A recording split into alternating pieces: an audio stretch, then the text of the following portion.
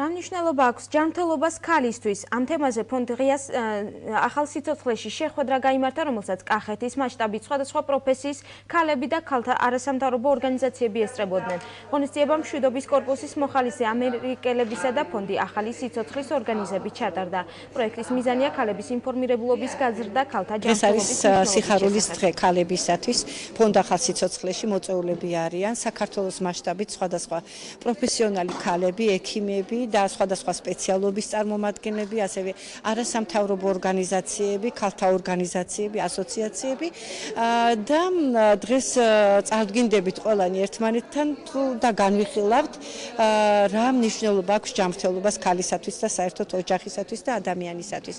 დღევანდელი დღე მართლაც ძალიან მნიშვნელოვანია.